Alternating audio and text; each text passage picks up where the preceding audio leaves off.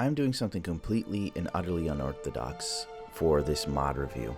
I figured I'd try something out of the ordinary. I wanted to show off my Skyrim in the sense of I've noticed that it has taken huge changes recently visually, and this is all due to Fireman AF, who suggested to me a couple of combination of plugins for his reshade that I continue to use to this day.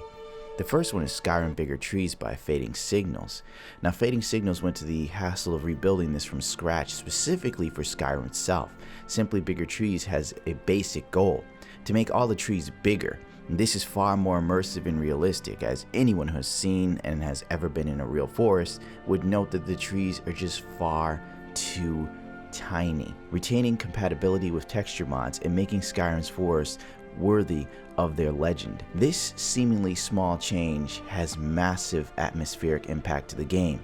This is specifically aimed at those who like the look and feel of vanilla game but just want things a bit bigger and wild, though patches for other tree mods are coming soon. Now, this was written a while ago.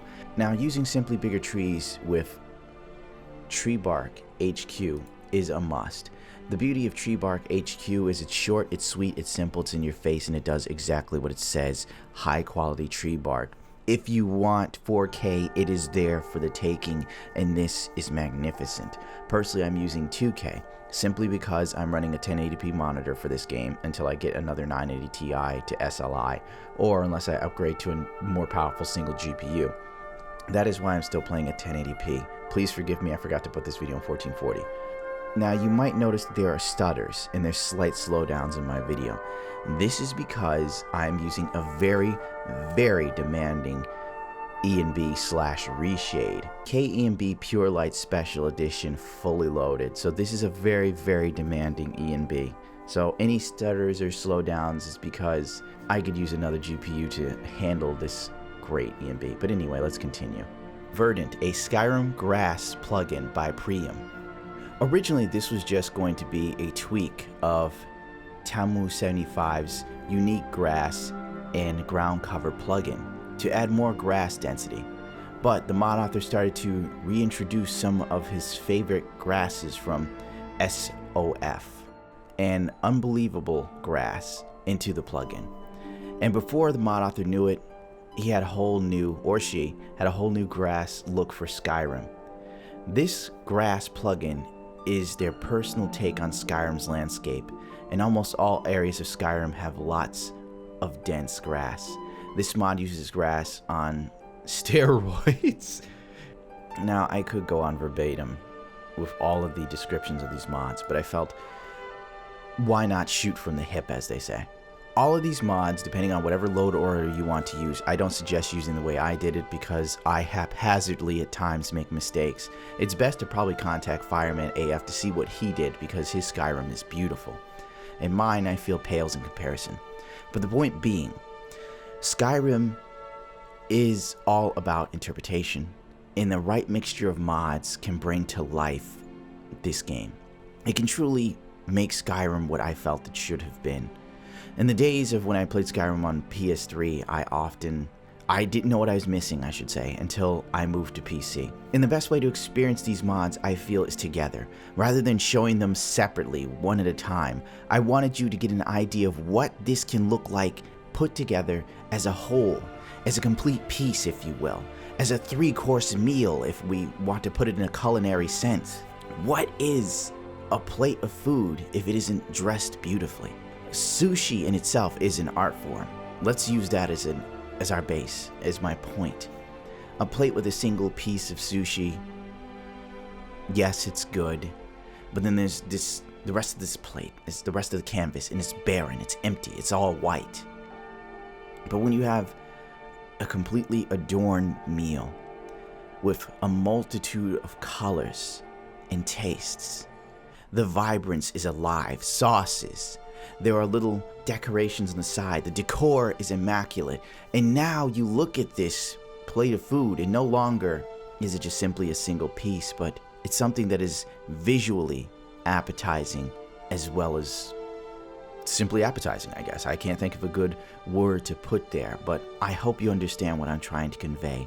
All of these mods put together now creates a Skyrim that I feel is worthy of playing. It's worthy of looking at.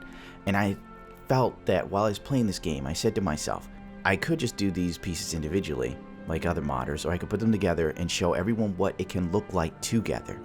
And if there's anything you don't like, it's as simple as removing it. It's as simple as changing a texture. The options are there for you to enjoy. And I hope that showing all of these mods together has inspired you on some level to try a bit more variations with your Skyrim, or has maybe pushed you a little further into the realm of possibly playing Skyrim on PC if you didn't before. I truly, truly hope that my message was conveyed here. I honestly know that I went about this in a very haphazard way, if I dare use that word twice, but it can be perfectly summed up as to how I feel that I've gone about this.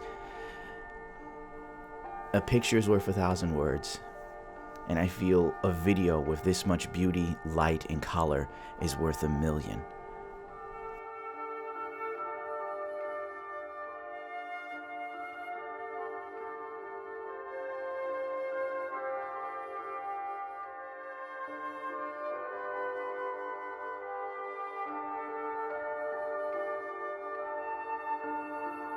Bijin War Maidens, Serena Holic, Bijin Wives, Bijin NPCs. These are some of the mods that were a must-have if you were playing Skyrim on the PC all those years ago. I used them all.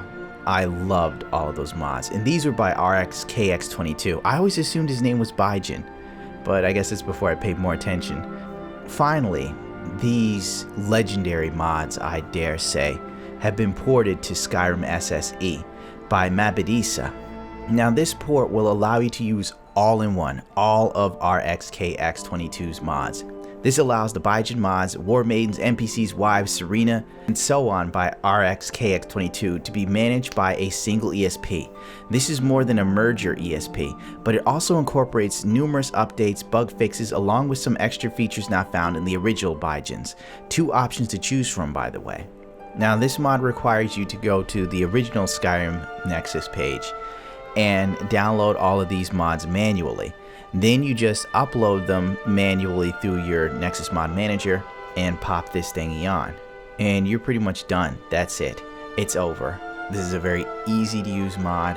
All in one. I have found no conflicts so far, other than if you use another mod that modifies, let's say, another character model. Sort of like the Elfin mod that makes all the elves look more human and less ugly, and that could conflict if you have the load order incorrect. But other than that, there's nothing that I can find here to rob you of this experience. I can honestly say without a shadow of a doubt, this is one of my favorite all-time Skyrim mods. I'm so glad to see it on the Skyrim Special Edition. I remember the second I saw this all-in-one, I couldn't click the download button fast enough. I think I clicked it so fast I broke my Logitech mouse. Like, I'm dead serious, I need a new one.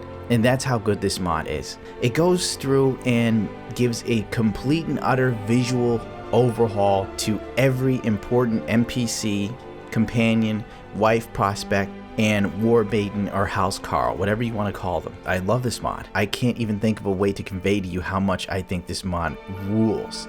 My only gripe is I wish that there were more mods for the male characters that would overhaul them to this extent of beauty and good looks. I know, it's a little much to want to be a good-looking man. Lord knows I wish I could be a good-looking man in my real life, but I'd love to see something the equivalent of this on SSE as soon as humanly possible, because some of the male NPCs are just so hard to look at. This has my stamp of approval. If you are tired of seeing those vanilla characters, if you've never modded Skyrim before, this is a must-have mod. I can't urge you enough to hurry up and download this. Maybe the female characters might be too aesthetically pleasing for you visually. That could be off-putting to some people, but I personally don't find this to be an issue. Also, it gives you the luxury of having either an older, weathered, more grizzled Delphine or a younger version of her. There is at least room for choice. And if you look real close to the character models' faces, the level of detail is immaculate. Also, the Serena mod is incorporated in this as well. Another favorite of mine. Ah, God, I love that mod. I still love version 1.01 of Serena. All the other ones became more attractive. I mean, the first one was attractive too, but I feel there's some flair to the original one that makes her seem vulnerable and human, yet vampire. Last but not least is Cloaks of Skyrim by Nikinoodles and Nazenn.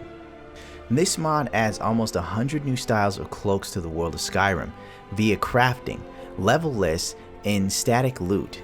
They are lore friendly and enchantable, and more are being added with every update. The aim of this mod is to provide some variety to the flavor of the world, as well as a chance to wear a stylish cloak and quite literally keep the cold out.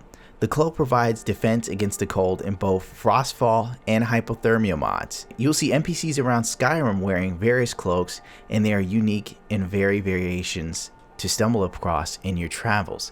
This mod I recall also being compatible with like fur coats of Skyrim or something like that on the original Skyrim. I don't know if it's made it to this one, but I do remember using them in my original playthrough. I currently came across this just recently and immediately downloaded it simply because the level of immersion it provided, and I felt it made perfect sense to have cloaks, especially in some of the areas that these guards are walking around in, and still they don't have goddamn sleeves on, even in Windhelm. It never made sense to me, but I guess that's just game design, right? Oh well, I definitely wanted to fit this in and make people aware that it is out there and it is pretty legit. And that's gonna do it for me. Don't forget to rate, comment, subscribe. Thank you as always for tuning into my channel. And yeah, Twitch, Twitter, all that other crap, second channel. If you want to subscribe, go for it. If not, to hell with it. No big deal, right? And adios, bichachos.